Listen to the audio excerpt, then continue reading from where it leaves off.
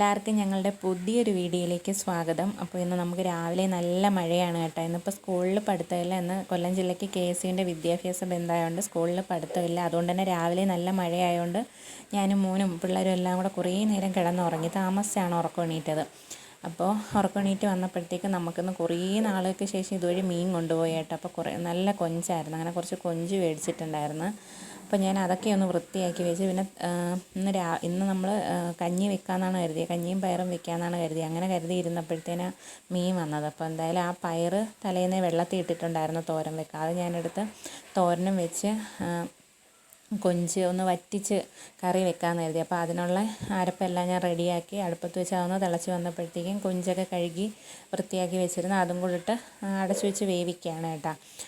അപ്പോൾ എൻ്റെ ചാനലിലെ വീഡിയോസൊക്കെ കാണുന്ന കൂട്ടുകാർ വീഡിയോസൊക്കെ ഇഷ്ടപ്പെടുകയാണെങ്കിൽ ചാനലൊന്ന് സബ്സ്ക്രൈബ് ചെയ്ത് സപ്പോർട്ട് ചെയ്യണേ.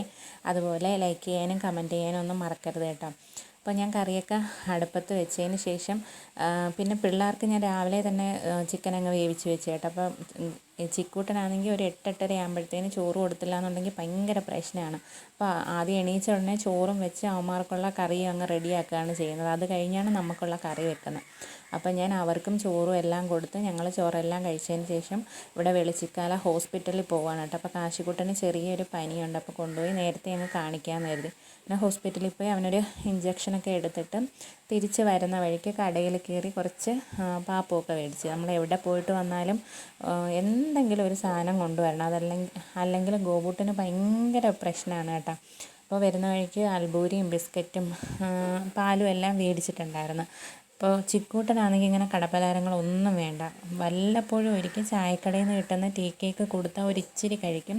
അതുപോലെ ഒരാരോ റൂട്ട് വേണമെങ്കിൽ മാത്രം, അല്ലാതെ കടയിൽ നിന്ന് മേടിക്കുന്ന ഒരു സാധനം അവന് വേണ്ട. അതിനുവേണ്ടി എൻ്റെ മോക്കും ഗോപുവിനും കടപ്പലഹാരം മാത്രം മതി. പെണ്ണാണെങ്കിൽ ചോറൊന്നും അധികം കഴിക്കത്തില്ല. അവർക്ക് ചിക്കൻ്റെ എല്ല്, കടയിൽ നിന്ന് വാങ്ങിക്കുന്ന ബിസ്ക്കറ്റ്, കേക്ക്, മുട്ടായി ഇതുപോലുള്ള കാര്യങ്ങൾ മാത്രം മതി അവൾക്ക്. മുട്ടായി ഞാൻ മിൽക്കി ബാർ അങ്ങനെ ഇടയ്ക്ക് മേടിച്ച് ഒരു ഇച്ചിരി കൊടുക്കും. അല്ലാതെ അധികം മുട്ടായി ഒന്നും കൊടുക്കത്തില്ല. ഗോപു ആണെങ്കിൽ പിന്നെ ബിസ്ക്കറ്റിൻ്റെ ആളാണ്. എത്ര ബിസ്ക്കറ്റ് തിന്നാലും അവനും മടുക്കത്തില്ല. ഞാൻ മേടിച്ച് ഒളിച്ചുകൊണ്ട് വെച്ചിരുന്നാലും അത് പോയി കണ്ടുപിടിക്കും.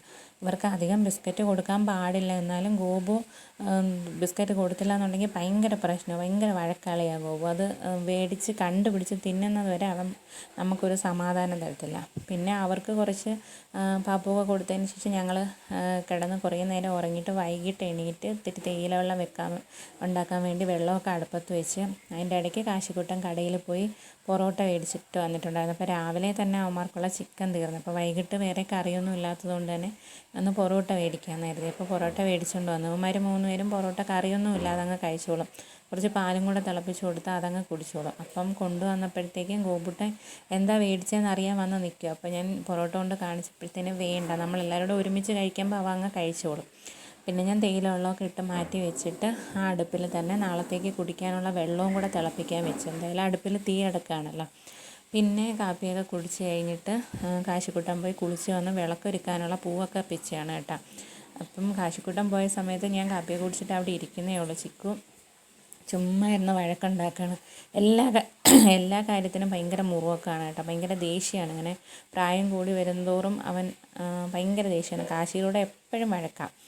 പിന്നെ ഞാനാണെങ്കിൽ അവന്മാർക്കുള്ള ചോറും എല്ലാം കൊടുത്ത് വിളക്കൊക്കെ കൊളുത്തിയതിന് ശേഷം കാശിക്കുട്ടന് നാളെ സ്കൂളിലേക്ക് കൊണ്ടുപോകാനുള്ള പോസ്റ്റർ തയ്യാറാക്കണം കേട്ടോ. അപ്പോൾ നാളെ പരിസ്ഥിതി ദിനമാണല്ലോ. അപ്പം അതിന് വേണ്ടുന്ന പോസ്റ്റർ വരച്ചു കൊടുക്കുകയാണ് ചെയ്യുന്നത്. അവനും കുറച്ചൊക്കെ വരയ്ക്കും. എന്നാലും വലിയ പോസ്റ്റർ ചെയ്യാൻ വേണ്ടി ഞാനാണ് വരച്ചു കൊടുക്കുന്നത്. ബാക്കി അവൻ തന്നെ അങ്ങ് കളറൊക്കെ അടിച്ച് റെഡിയാക്കിക്കോളും.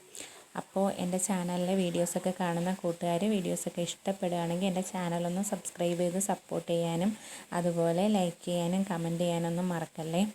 അപ്പോൾ ഞാൻ ചിത്രമൊക്കെ വരച്ച് കൊടുത്തതിന് ശേഷം ബാക്കി കളറടിക്കാനുള്ളതൊക്കെ കാശിക്കുട്ടൻ അങ്ങ് കുറച്ച് കളറടിച്ച് തന്നിട്ട് ഞാനും കുറച്ചൊക്കെ സഹായിച്ചപ്പോഴത്തേനും സമയം ഒരു 10 മണിയൊക്കെ കഴിഞ്ഞിട്ടുണ്ടായിരുന്നു. അവന് തീരെ വയ്യ, നല്ല പനിയുടെ ക്ഷീണവും കാര്യങ്ങളൊക്കെ ഉണ്ട്. എന്നാലും കുറച്ച് അവനും കൂടെ ഇരുന്നങ്ങ് സഹായിച്ചു തന്നിട്ട് നമ്മൾ കളറെല്ലാം അടുത്ത് വെച്ചിട്ട് എല്ലാവരും പോയി കിടന്നുറങ്ങി. അപ്പോൾ ഇന്നത്തെ വീഡിയോ ഇത്രയേ ഉള്ളൂ. നാളെ പുതിയൊരു വീഡിയോ ആയിട്ട് വീണ്ടും വരാമേ.